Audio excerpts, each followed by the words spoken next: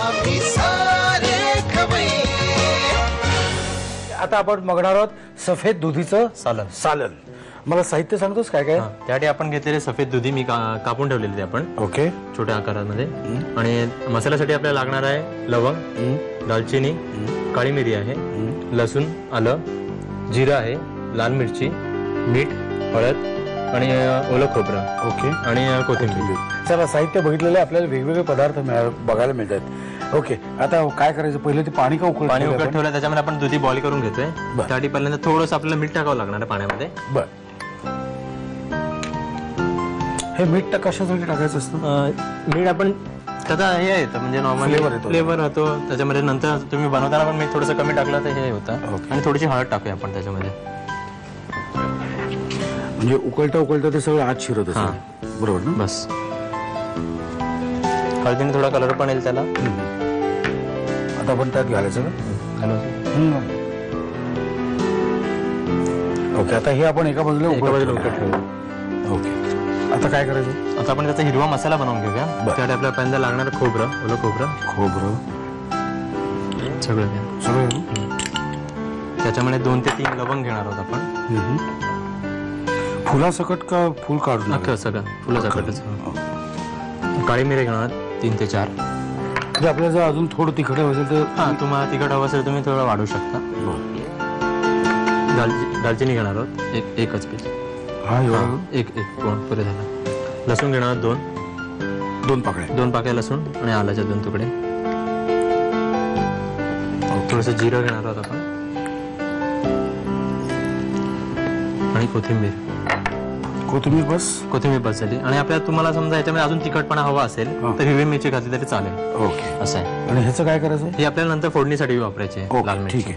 आता ह्याचं आपण मिक्सरमध्ये फिरवून घेणार आहोत म्हणजे की आपला हिरवा मसाला तयार होईल त्याच्यामध्ये. बरं. मिक्सरमध्ये. ओके. पण आता मी काय म्हणतो, एवढं करण्यापेक्षा तू जो मसाला घेऊन आलेला आहे तो आपण जादूने बाहेर काढूया ना. जादू म्हणजे काय? समोरासमोरच जादू. चल, आपला हिरवा मसाला तयार झालेला आहे. आता काय करायचंय? आता आपल्याला कांदा परतासाठी आपल्याला तेलाची गरज लागेल. थोडंसं तेल घेऊया आपण. बघा पुरे. ओके. आता त्याच्यात काय कांदा परतून? कांदा परतून तेल गरम झालं की थोडंसं कांदा टाकूया. आणि परतेपर्यंत थोडासा आपल्याकडे वेळ असतो त्यावेळी काय करायचं?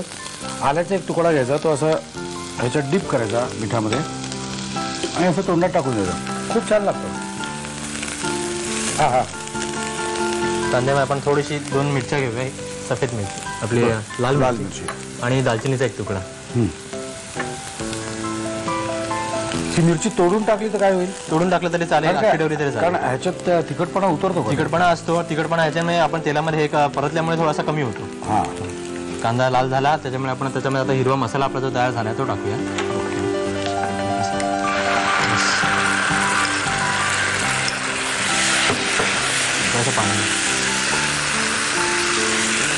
थोडंसं आपण पाणी टाकू की आपल्याला जसे आपल्याला पातळ हवं आहे अजून थोडंसं टाकायचं. बस. आता आपली एखादी चांगल्याला उकळ येऊन द्यावी म्हणजे मसाला आपण जेणेकरून शिजल्यासारखा होईल. बरोबर. 2 मिनिटाची होतो. पण आपण जी आपली दुधी आपण बॉईल करत ठेवली होती ती आपल्याला उकळून झालेली आहे. आता काढूया आपण. हो, गॅस बंद करा.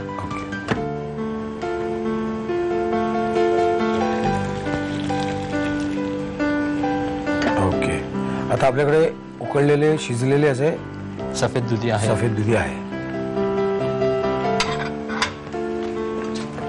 आपल्याला अजून थोडंसं पाणी लागेल. घट्ट आहे.